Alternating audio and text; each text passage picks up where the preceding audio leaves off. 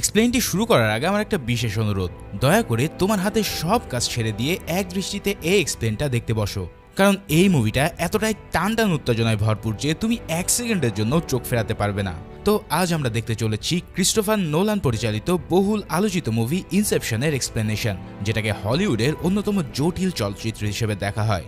তো চলো আর প্যাচাল না বাড়িয়ে শুরু করা যাক আজকের মুভি এক্সপ্লেনেশন। মুভি শুরুতে চলো আমরা কিছু গুরুত্বপূর্ণ তথ্য জেনে নিই ইনসেপশন সম্পর্কে, যাতে পরবর্তীতে তোমাদের বুঝতে সুবিধা হয়। এই মুভিতে দেখানো হয়েছে যে একাধিক মানুষ একসাথে একটা স্বপ্ন দেখতে পারে।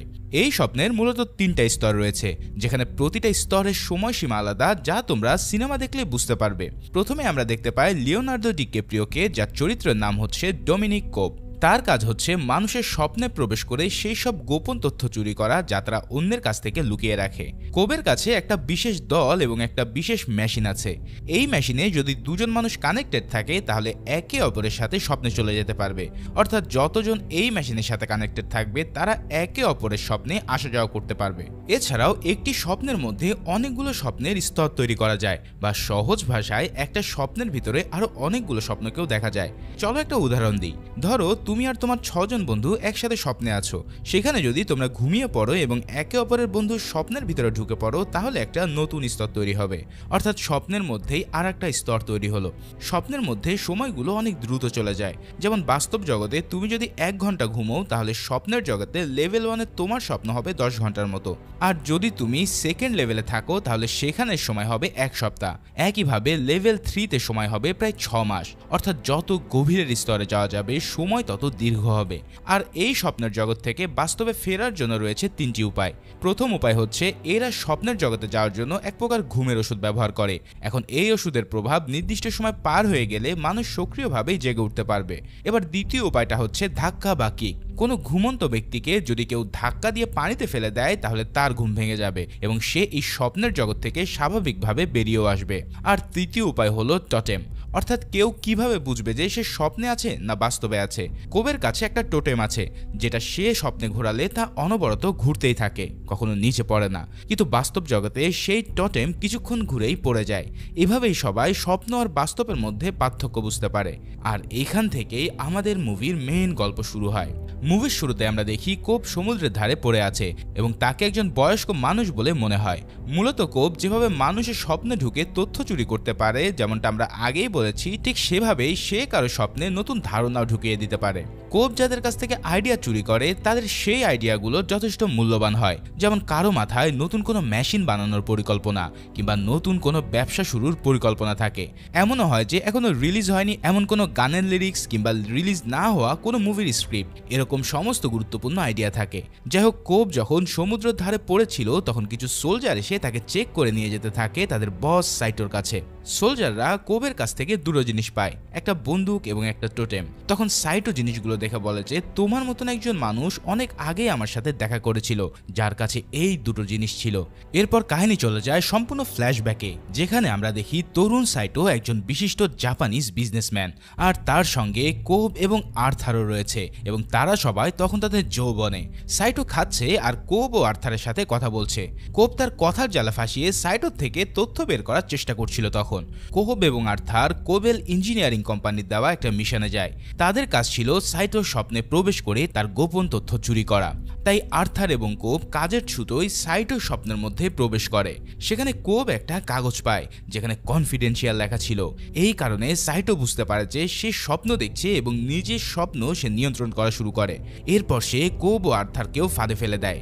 এদিকে কোবের স্বপ্নে তার মৃত স্ত্রী মায়ের উপস্থিতি দেখা যায়, যে আর্থারের পায়ে গুলি করে। ফলে কোব এবং আর্থারের মিশনটা ব্যর্থ হয়ে যায়। এখন প্রশ্ন থাকতে পারে যে সাইটো কিভাবে বুঝলো সে স্বপ্নে আছে।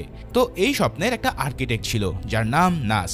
তার কাজ ছিল স্বপ্নের ভিতরের পরিবেশ তৈরি করা, যাতে কোব ও আর্থার সহজেই সাইটোর কাছ থেকে গোপন তথ্য চুরি করতে পারে। কিন্তু সাইটো স্বপ্নের ভিতরে ভুল খুঁজে ফেলে এবং বুঝতে পারে যে সে ঘুমিয়ে আছে। এদিকে কোবের অবচেতন মন থেকে তার মৃত স্ত্রী মায়ের আবির্ভূত হয় এবং সেই মিশনটা ব্যর্থ করে দেয়। ফলে সাইটোকে ট্রেনে ফেলে রেখে কোব, আর্থার ও নাস পালিয়ে একটা হোটেলে আসে। এই হোটেল থেকে কোব, আর্থার এবং নাস বের হওয়ার সঙ্গে সঙ্গেই সাইটো হেলিকপ্টারে তার দলবল নিয়ে তাকে ধরে ফেলে। আর নাসকে সাইটোর লোকেরা ধরে নিয়ে যেতে থাকলে কোব জিজ্ঞেস করে সাইটোকে যে সে নাসের সাথে কি করবে। সাইটো তখন উত্তর দেয় কোবের এটা জানার দরকার নেই। সাইটো, কোব এবং আর্থারকে হেলিকপ্টারে তোলা এবং কোবকে নতুন একটা কাজের প্রস্তাব দেওয়া হয়। এই কাজটি করতে কোবকে কোনো চুরি করতে হবে না, বরং এখানে তাকে একজনের মস্তিষ্কে নতুন একটা ধারণা বা ভাবনা জন্ম দিতে হবে। সাইটো কাজটি ভালোভাবে বোঝাতে থাকে। সাইটো একজন বড় ব্যবসায়ী এবং যে কোম্পানিটি তার সবচেয়ে বড় প্রতিদ্বন্দ্বী সেই কোম্পানির মালিক হলেন একজন বৃদ্ধ লোক যার নাম মারুস ফিশার। তিনি বিশাল বড় কর্পোরেট সাম্রাজ্য ফিশার মোড়োর মালিক। মারুস এখন ভীষণ অসুস্থ, তাই সে এখন হসপিটালে আছে। তাই স্বাভাবিকভাবে যদি তার মৃত্যু ঘটে তাহলে তার ছেলে রবার্ট ফিশারের হাতে চলে আসবে কোম্পানির সমস্ত দায়িত্ব। এখন সাইটো বলে যে রবার্টের মাথায় এমন একটা ধারণা ঢুকিয়ে দিতে হবে যাতে সে তার বাবার কোম্পানি একবারে ধ্বংস করে ফেলে। এটা শুনে আর্থার বলে কারো মাথার থেকে ধারণা চুরি করা সহজ, কিন্তু কারো মাথায় নতুন ধারণা ঢুকিয়ে দেওয়া অর্থাৎ ইনসেপশন অতটা সহজ নয়। তখন কোব হঠাৎ বলে ওঠে যে সে এই কাজটা করতে পারবে, কারণ কোব এর আগেও এই কাজটা করেছিল। আসলে কোব যখন প্রথম স্বপ্নের জগতে যাওয়া শুরু করেছিল তখন সে স্বপ্নের জগৎ সম্পর্কে খুব বেশি কিছু জানতো না। এরপর যখন কোবের স্ত্রী মায় তার স্বপ্নে যাতায়াত শুরু করে তখন তারা পরীক্ষা করতে থাকে যে স্বপ্নের দ্বিতীয় স্তরে যাওয়া যায় কিনা। এভাবেই তারা দুজন একে অপরের স্বপ্নে স্তর তৈরি করে সেখানে যেতে শুরু করে। তবে তারা তখন জানতো না যে তারা স্বপ্নের যত গভীরে যাবে তা স্তর অনুযায়ী তার সময়সীমা অনেক বাড়তে থাকবে। ফলে কোব এবং মাই স্বপ্নের গভীরে প্রবেশ করতে থাকে।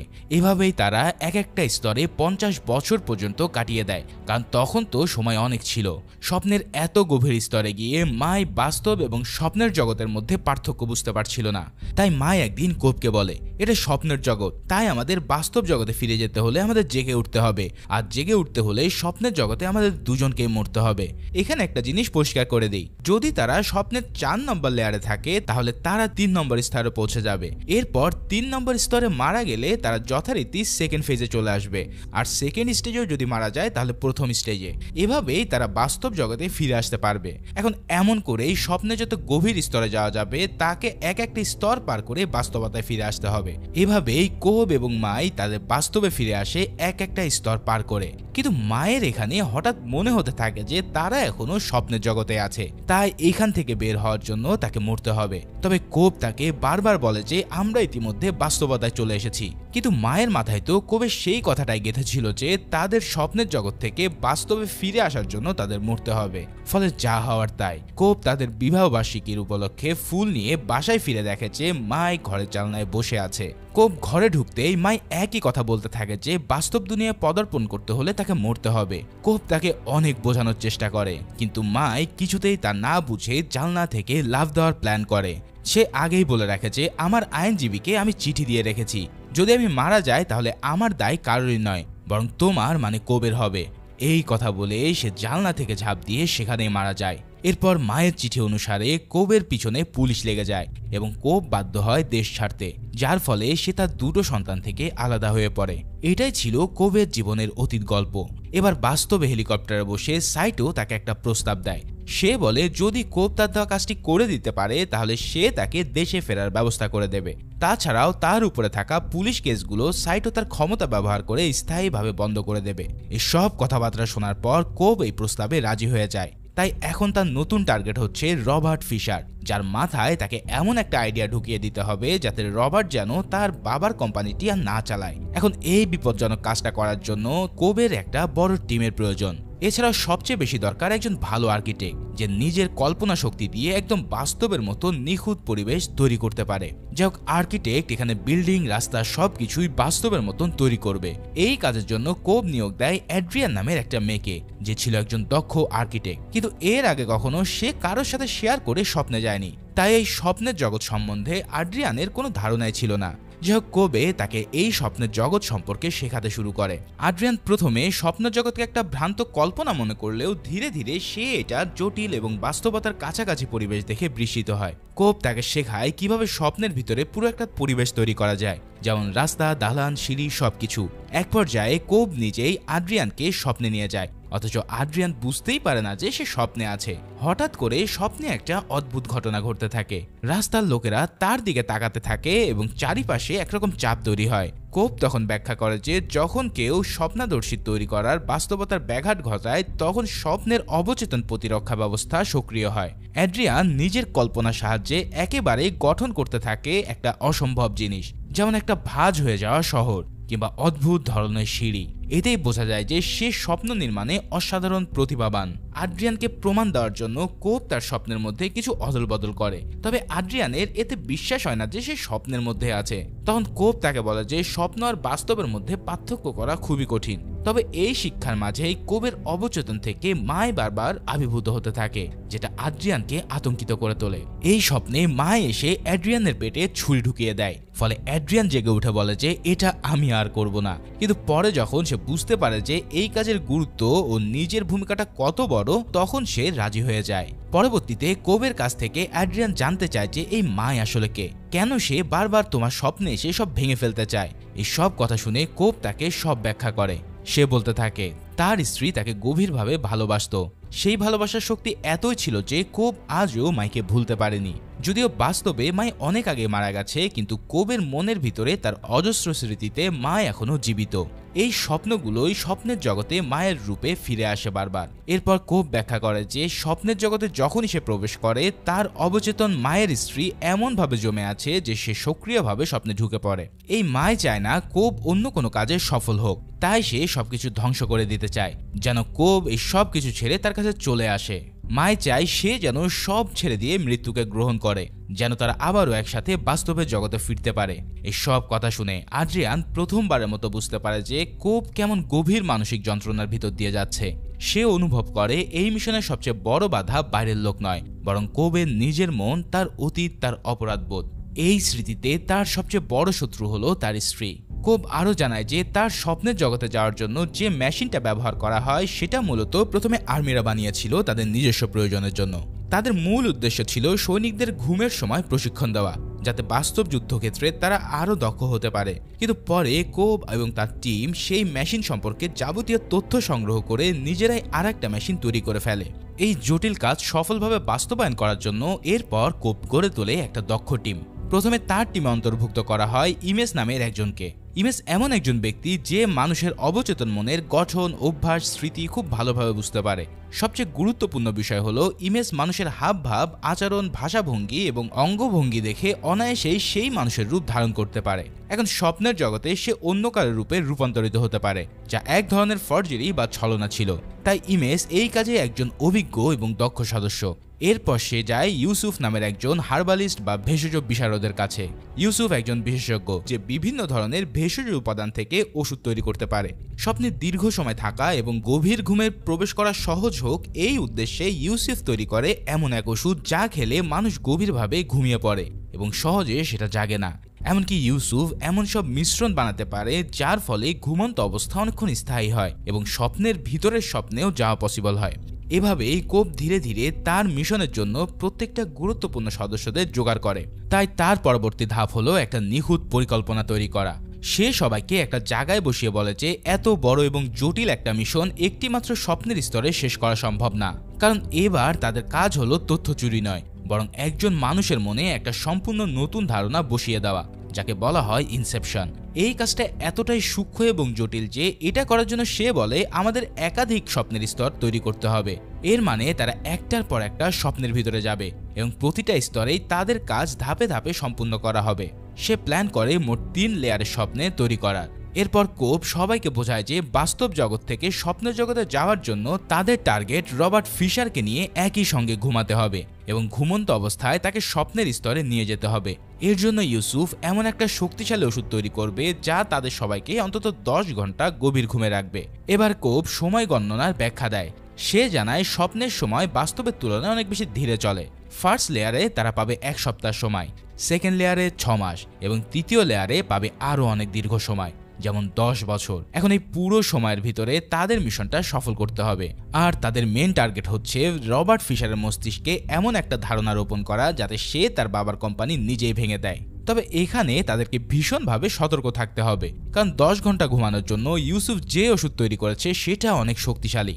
ফলে যদি কোনোভাবে কেউ স্বপ্নের প্রথম স্তরে মারা যায় তাহলে সে আর বাস্তব জগতে ফিরতে পারবে না, বরং তার মস্তিষ্ক চিরতরে ঘুমিয়ে যাবে। এই ভয়াবহ ঝুঁকিটা সবাইকে মাথায় রাখতে হবে। এছাড়াও তারা প্রতিটা স্তরে টাইমার সেট করে রাখবে, যাতে তারা ঠিক বুঝতে পারে যে তারা কোন স্তরে কতটা সময় অতিবাহিত করছে। এরপর সময় মেপে এবং হিসাব করে চলা তাদের খুবই দরকার, কারণ এক সময় শেষ হয়ে গেলে আর কিছু করার সুযোগ থাকবে না। তাই সময়ের উপরে ভিত্তি করে তারা ঠিক করবে কখন মিশনের কোন ধাপ শুরু এবং শেষ করতে হবে। এবার তারা আলোচনা শুরু করে কিভাবে রবার্ট ফিশারের মস্তিষ্কে ধাপে ধাপে সেই নতুন ধারণাটি ঢুকিয়ে দেওয়া যায়। এই ধারণাটি এমনভাবে ঢোকাতে হবে যেন সেটা রবার্টের নিজের চিন্তা বলেই মনে হয়, সে যেন কোনোভাবে বুঝতে না পারে যে এটা বাইরের কেউ তাকে বসিয়ে দিয়েছে। তাই তারা সিদ্ধান্ত নেয় যে প্রথম স্তরের স্বপ্নে রবার্টের মাথায় তারা একটা প্রাথমিক ভাবনা ঢুকাবে, যেমন আমি আমার বাবার তৈরি পথে হাঁটবো না। এই ধারণাটি হবে মূল বীজ। এরপর দ্বিতীয় ও তৃতীয় স্তরে এই সেম প্যাটার্নকে ধরে তারা ধীরে ধীরে আরো গভীরে যেতে থাকবে, যাতে তার মনে এই কথাটা ভালো করে গেঁথে যায়। এভাবেই তারা তৈরি করতে থাকে পুরো পরিকল্পনা, কারণ একটু ভুল মানে চিরদিনের জন্য হারিয়ে যাওয়া। তারপর দ্বিতীয় স্তরের স্বপ্নে তারা রবার্টের মাথায় এই ধারণাটা ঢুকাবে যে সে নিজের জন্য কিছু করবে, নিজের সিদ্ধান্ত নিজেই নেবে, অন্য কারো ছায়ায় সে বাঁচবে না। এই স্তরে তার মনকে এমনভাবে প্রভাবিত করা হবে যেন তার মধ্যে আত্মনির্ভরতা জন্ম নেয়, অর্থাৎ প্রথম স্তরের ভাবনাটি এখন আরো শক্তভাবে তার ভিতরে গেঁথে যাবে। এরপর তৃতীয় স্তরের স্বপ্নে গিয়ে তারা রবার্টকে বোঝাবে যে তার বাবা আসলে চাইতো না যে রবার্ট তার মতোই হোক, বরং সে চাইতো যে রবার্ট নিজের মতো নিজের জীবন করুক। এভাবেই রবার্টের ভিতরে ধীরে ধীরে গেঁথে দেওয়া হবে সম্পূর্ণ একটা নতুন বাস্তবতা। এখন প্রশ্ন হলো, এই পুরো পরিকল্পনাটাকে 100% কার্যকর করার জন্য আগে রবার্টকে তাদের কাছে নিয়ে আসতে হবে। তাই শুধু তখনই রবার্টের মাথায় তারা সেই মেশিনটা কানেক্ট করে তাকে ঘুমের ভিতরে নিয়ে যেয়ে সব কাজ করতে পারবে। তাই এখন মূল টার্গেট হয়ে দাঁড়ায় রবার্টকে নিরাপদভাবে ধরে এনে তাদের মেশিনের সাথে কানেক্ট করা। সেই অনুসারে তারা জানতে পারে যে রবার্ট প্রতি সপ্তাহে একবার করে সিডনি থেকে লস অ্যাঞ্জেলাস যায়, যা পৃথিবীর অন্যতম দীর্ঘ ফ্লাইটগুলোর মধ্যে একটি। এই লম্বা ফ্লাইটের সময়টাই হতে পারে তাদের ইনসেপশন করার আদর্শ সময়। এদিকে তারা আরও একটা গুরুত্বপূর্ণ তথ্য পায় যে রবার্টের বাবা ইতিমধ্যে মারা গেছে, মানে এখন রবার্ট মানসিকভাবে দুর্বল এবং সংবেদনশীল আছে। আর ঠিক এই সময় তার মনে নতুন ধারণা ঢোকানো অনেক সহজ হবে। এই সব বিবেচনায় তারা সিদ্ধান্ত নেয় যে পুরো টিম আজ রবার্টের সাথে একই ফ্লাইটে উঠবে। সেই ফ্লাইটে তারা রবার্টকে টার্গেট করবে এবং সবাই মিলে ঘুমের ওষুধ খেয়ে স্বপ্নে প্রবেশ করবে। এখন এই বিপজ্জনক পরিকল্পনাটা নিশ্চিত করার জন্য সাইটো পুরো প্লেনটাকেই কিনে নেয়। শুধু তাই নয়, তিনি প্লেনের পাইলট এবং বিমানবালাদেরকে পর্যন্ত রিক্রুট করে নেয় যাতে সন্দেহের কোনো অবকাশ না থাকে। তবে এখানে কোবের টেনশন শুরু হয়, কারণ যদি এই মিশন ব্যর্থ হয় তাহলে সাইটো আর কোনো সাহায্য করবে না তাকে। তার মানে বিমান থেকে নামার সঙ্গে সঙ্গেই কোবেকে আমেরিকার পুলিশ গ্রেফতার করে নিয়ে যাবে। এভাবেই তারা প্ল্যান ফাইনাল করে, কিন্তু কোবে জানে যে এই মিশনটা তার জন্য শুধু একটা ইনসেপশন নয়, বরং তার জীবনের শেষ সুযোগ। এর কিছুদিন পর তার ঠিক করার সময় মতন পুরো টিম মিলে রবার্টের সাথে সে নির্দিষ্ট ফ্লাইটে ওঠে। এবার প্লেনে বসেই তারা অত্যন্ত কৌশলে রবার্টের পানির সাথে ঘুমের ওষুধ মিশিয়ে তাকে অজ্ঞান করে ফেলে। রবার্ট অজ্ঞান হওয়ার সাথে সাথে তাকে স্বপ্নের মেশিনের সাথে সংযুক্ত করে ফেলা হয়। এরপর একে একে তার টিমের বাকি সদস্যরাও সে নির্দিষ্ট ওষুধ গ্রহণ করে সবাই স্বপ্নের প্রথম স্তরে ঢুকে পড়ে। প্রথম স্তরে দেখা যায় যে তারা সবাই একটা চলন্ত গাড়ির মধ্যে আছে, আর রবার্ট এখনো অজ্ঞান। ঠিক তখনই তারা রবার্টকে অপহরণ করে ফেলে গাড়ির মধ্যে। কিন্তু গাড়ি চালাতে শুরু করার কিছুক্ষণের মধ্যেই একদল লোক হঠাৎ তাদের উপরে গোলাবর্ষণ শুরু করে। প্রথমে মনে হতে পারে যে এরা হয়তো বাইরের কোনো গ্যাং, কিন্তু প্রকৃতপক্ষে এরা আসলে কেউই নয়। এরা হলো রবার্ট ফিশারের নিজের মনের কল্পনা সৃষ্টি, মানে তার সাবকনসিয়াস মাইন্ডে থাকা সিকিউরিটি ফোর্স। কারণ রবার্টের অবচেতন মন বুঝে ফেলে যে কেউ একজন তার মনের গভীরে প্রবেশ করছে, এবং নিজের মনকে রক্ষা করার জন্য সে নিজেই তৈরি করে এমন একটা সশস্ত্র বাহিনী। এভাবেই শুরু হয় স্বপ্নের স্তরের মধ্যে প্রথম লেয়ারের যুদ্ধ। এখান থেকে আমরা বুঝতে পারি যে রবার্ট একজন চালাক ও সচেতন মানুষ, কারণ সে জানে যে স্বপ্নের মধ্যেও তথ্য চুরি হতে পারে। বাস্তবে এমন সব চোরদের হাত থেকে নিজের মনের তথ্য রক্ষা করার জন্য মানুষকে কিছু একটা নির্দিষ্ট ধরনের অন্তর্মনে ট্রেনিং দেওয়া হয়। এই ট্রেনিং এর ফলে কেউ ঘুমিয়ে থাকলে তার সাবকনসিয়াস মাইন্ড সবসময় সক্রিয় থাকে এবং তার চিন্তা এবং আইডিয়াগুলো আশেপাশে এক ধরনের সিকিউরিটি বিল্ড আপ করে। ঠিক একই কারণে রবার্টের সাবকনসিয়াস মাইন্ড সক্রিয় ছিল এবং সে নিজের অজান্তেই একটা টিম গঠন করে ফেলে। কিন্তু এখানে একটা গুরুত্বপূর্ণ ব্যাপার হলো যে রবার্ট জানে না যে এই লোকগুলো তার নিজেরই সৃষ্টি। বরং সে ভাবে আসলেই কোনো স্বাভাবিক বিপদের মধ্যে দিয়ে সে যাচ্ছে, কিন্তু সে এটা জানে না যে সে এখন স্বপ্নের মধ্যে রয়েছে। অর্থাৎ নিজে ট্রেনিং নিলেও স্বপ্ন এবং বাস্তবতার মধ্যে সে এখনো মিল খুঁজে পায়নি। এমন ভয়াবহ গোলাগুলির মধ্যে হঠাৎ একটা গুলি গিয়ে লাগে সাইটোর শরীরে। এই গুলির আঘাত খুবই গুরুতর এবং পুরো মিশনটাকে অনিশ্চিত করে তোলে, কারণ এই মুহূর্তে একটা গভীর স্বপ্নের স্তরে রয়েছে, আর এই স্তরে কেউ যদি মারা যায় তাহলে সে আর কখনো জীবিত ফিরতে পারবে না। এখন প্রশ্ন হচ্ছে সাইটো কি বাঁচবে, আর এই পরিস্থিতিতে মিশনটা কিভাবে আগাবে। এখন তারা সবাই রবার্টকে নিয়ে কোনো রকম একটা নিরাপদ জায়গায় পৌঁছায়। চারিপাশে গুলির শব্দ থেমে গেলেও পরিবেশটায় এখনো চাপা টেনশনে ভরা। রবার্ট তখনও বিভ্রান্ত, সে বুঝতে পারছে না যে ঠিক কি হচ্ছে। অন্যদিকে সাইটো গুলিবিদ্ধ অবস্থায় রক্তাক্ত হয়ে শুয়ে আছে, তার অবস্থা ক্রমই খারাপের দিকে যাচ্ছে। এই অবস্থায় তার টিমের মধ্যেও তর্কাতর্কি শুরু হয়ে যায়। কেউ বলে ওঠে আমাদের উচিত সাইটোকে এখানেই মেরে ফেলা, তাহলে অন্তত সে বাস্তব জগতে গিয়ে উঠতে পারবে। কিন্তু তখনই কব রুখে দাঁড়ায়, সে বলে না, এখন যদি আমি ওকে মেরে ফেলি তাহলে ও ঘুম থেকে আর জাগতে পারবে না। কবের কথা শুনে সবার মুখে চাপা আতঙ্ক ফুটে ওঠে। সবাই বুঝতে পারে যে পরিস্থিতিটা যতটা ইজি ভাবা হয়েছিল তার চেয়েও অনেক বেশি জটিল। এরপর কোব আবার বলে যে আমাদের ওদেরকে নিয়ে আগাতে হবে, দ্বিতীয় স্তরের স্বপ্নে গেলে হয়তো ওর ব্যথাটা একটু কমবে। এই সব কথা শুনে সবাই কোবের সিদ্ধান্তে একমত হয়। তারপর তারা ফের মিশনের দিকে মনোযোগ দেয়, কারণ সময় দ্রুত এগিয়ে চলছে। এই ধাপে তাদের কাজ হলো রবার্টের মনে একটা বীজ বপন করা এবং সেটাকে নিজের চিন্তাভাবে মানিয়ে নেওয়া। তারা এবার রবার্টের সামনে উপস্থিত হয় এবং এরপরেই পাশের ঘর থেকে ইমেজ বের হয়ে এসে রবার্টের চেনা একজন মানুষের রূপে। সে রূপ নেয় রবার্টের কাকা পিটার বোয়িংয়ের, যে কিনা রবার্টের বাবার কোম্পানির বিশ্বস্ত সহকর্মী। ইমাজ জানে রবার্টের মনে প্রভাব ফেলতে হলে এমন একজনের রূপ নেওয়া দরকার যার কথা সে সহজেই বিশ্বাস করবে। এখানে কোবরা এমনভাবে নাটক সাজায় যেন রবার্ট বুঝতে পারে যে তার কাকায় তাকে বন্দি করে রেখেছে। রবার্ট দেখে সে একা না, তার ঘনিষ্ঠজন পিটারও এই বন্দিদশায় আটকে পড়েছে।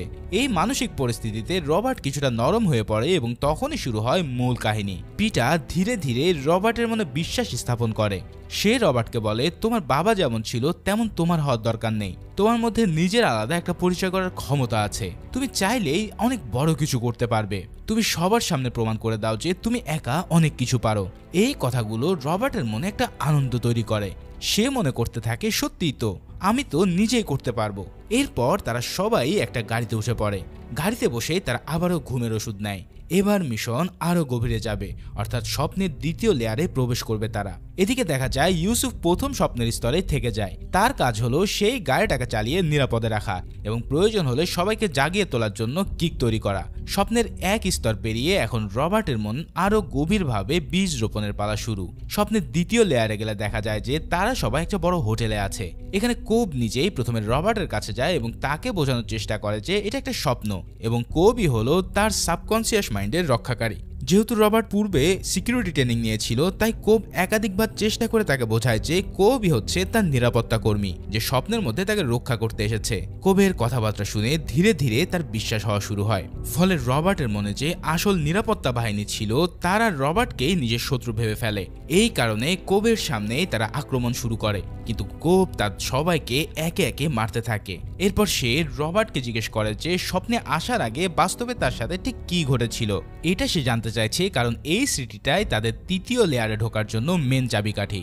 অনেক চেষ্টার পর রবার্ট ধীরে ধীরে সেই স্মৃতিগুলো মনে করতে সক্ষম হয়। এরপর যখন সে রবার্টের সাথে কথা বলছিল তখনই ইমাস আবারও পিটারের রূপ নিয়ে সেই রুমে ঢুকে পড়ে। তখন তার টিম পিটারের মাথায় বন্দুক ঠেকিয়ে রবার্টকে বোঝাতে শুরু করে যে তার কাকাই তাকে কিডন্যাপ করতে চেয়েছিল, আর সেই উদ্দেশ্যে সে রবার্টের স্বপ্নে প্রবেশ করে তার লকারের পাসওয়ার্ড জানার চেষ্টা করে। ঠিক তখনই পিটার স্বীকার করে যে হ্যাঁ, আমি তোমাকে কিডন্যাপ করেছি, কারণ আমি চাই না তুমি তোমার বাবার রেখে যাওয়া শেষ উইলটা পড়ো, কারণ ওই উইলে লেখা আছে যে তুমি যেন তোমার বাবার সম্পত্তি ব্যবহার না করে নিজে নিজে কিছু করার চেষ্টা করো।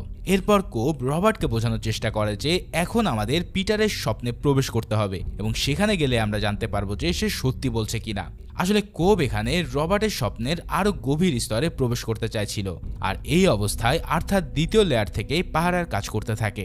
এবার তৃতীয় লেয়ারে এসে দেখা যায় যে তারা এমন একটা বরফে ঘেরা দুর্গম এলাকায় এসে পৌঁছেছে, যেখানে এক বিশাল বিল্ডিং রয়েছে এবং তার চারপাশে রয়েছে আর্মস গার্ড। এদিকে দেখা যায় সাইটো এখন অনেকটা অসুস্থ হয়ে পড়েছে, তার মুখ দিয়েও রক্ত বের হচ্ছে, কারণ স্বপ্নের প্রথম স্তরে সাইটো গুলি খেয়েছিল। এরপর কোব রবার্টকে সেই সুরক্ষিত বিল্ডিংটা দেখিয়ে বলে যে আপনাকে এই সেফ হাউসটাতে যেতে হবে, সেখানে আপনি আপনার বাবাকে দেখতে পাবেন। আসলে এই সেফ হাউসটা হচ্ছে রবার্টের মস্তিষ্কের একটা প্রতিফলন। এই জায়গাতেই রয়েছে তাদের পারিবারিক কোম্পানির সিক্রেট ডকুমেন্টস বা লকার। মূলত দ্বিতীয় স্তরে কোব যখন রবার্টকে জিজ্ঞেস করেছিল যে এই স্বপ্নে আসার আগে তোমার সাথে ঠিক কি ঘটেছিল, তখন তার পিছনে উদ্দেশ্য ছিল যে এই স্মৃতিগুলোকে উত্তেজিত করে রবার্টের মস্তিষ্কে একটা সেফ হাউসটির অভাব তৈরি করানো। কারণ কোব জানতো তাদের মূল কাজটা সম্পন্ন করতে হলে এই সেফ হাউসেই তাদের প্রবেশ করতে হবে। অর্থাৎ কোব যখন রবার্টকে জিজ্ঞেস করেছিল স্বপ্নে আসার আগে কি ঘটেছিল, তার উত্তরেই রবার্টের মনে সেই সেফ হাউসের স্মৃতি জেগে ওঠে। ঠিক সেই কারণেই সে এখন স্বপ্নের এই সেফ হাউসটা দেখছে এবং এই সেফ হাউসে রবার্টের বাবা মার্চিওর উপস্থিতিরও একটা ব্যাখ্যা আছে।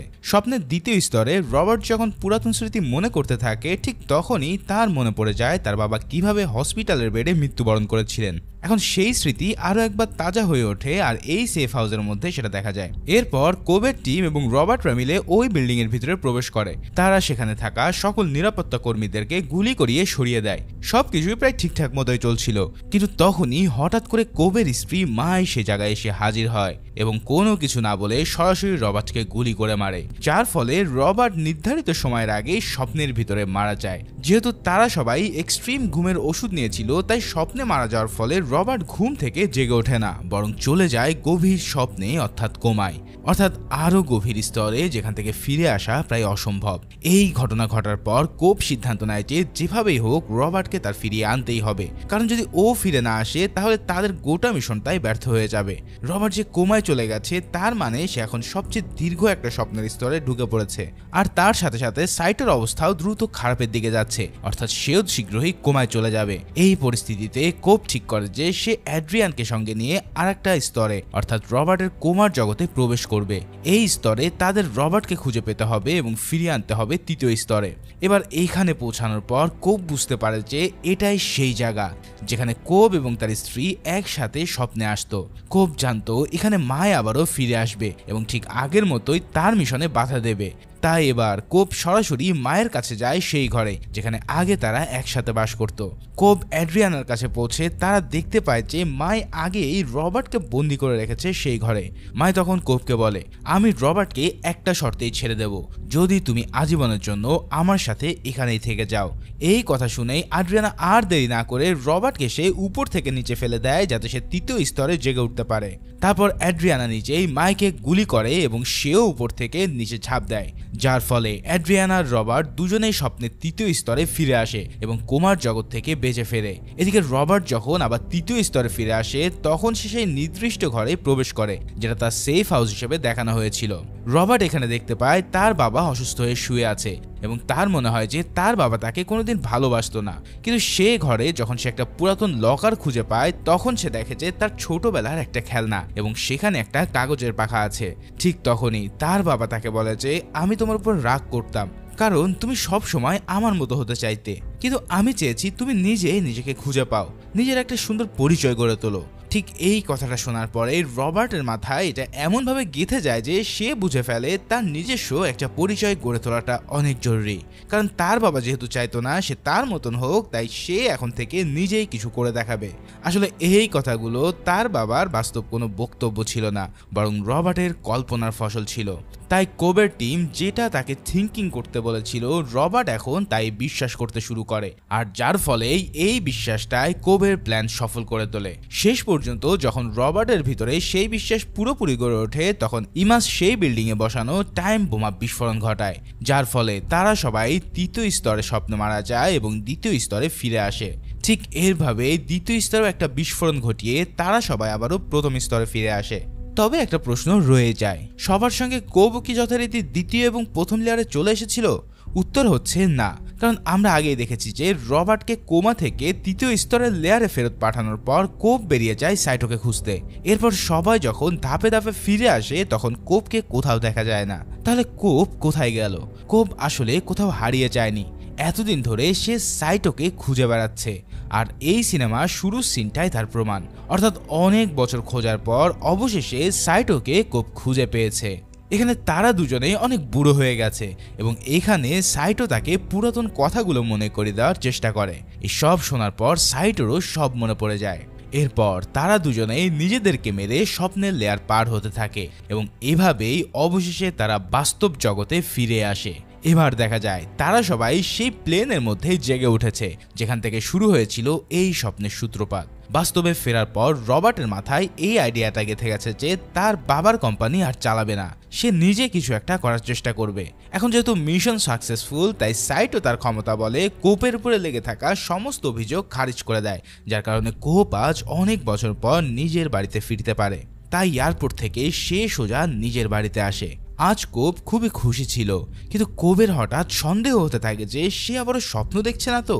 এই ভেবে সে তার সামনে থাকা একটা টেবিলের উপরে টোটেম ঘোরাতে থাকে আর টোটেমটাও পুরোপুরি ঘুরতে শুরু করে। তবে রেজাল্ট শো হওয়ার আগেই ঘরের বাইরে থেকে কোবের বাচ্চারা তাকে ডাক দেয়, যার কারণে কোব এতটাই খুশি হয়ে যায় যে সে টোটেমটার কথা ভুলেই যায় আর সে তার বাচ্চাদের কাছে চলে আসে।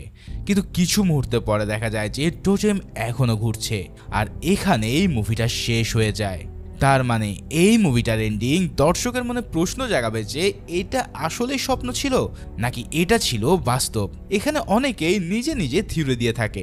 আমার মতে এটা ছিল বাস্তব, কারণ বাস্তব জগতে মায় মারা যাওয়ার পর কোব তার ওয়েডিং রিংটা আর পরে না, যেটা আমরা লাস্টের সিনেই দেখতে পাই। যখন কোব এই টোটেমটা ঘোরাচ্ছিল তখন তার হাতে কিন্তু কোনো রিং ছিল না, আর বাকি রইল টোটেমের ব্যাপারটা। আমরা লাস্ট সিনে স্পষ্ট দেখতে পাই যে টোটেমটা একটানা মসৃণ ভাবে ঘুরছে না, বরং একটু কাঁপছিল। স্বপ্নে টোটেম কখনো কাঁপে না, আর এটা একইভাবে ইঙ্গিত দেয় যে হয়তো সেটা থেমে যাবে। অর্থাৎ কোব সত্যি সত্যি এবার বাস্তবে তার সন্তানদের কাছে ফিরে আসতে পেরেছে।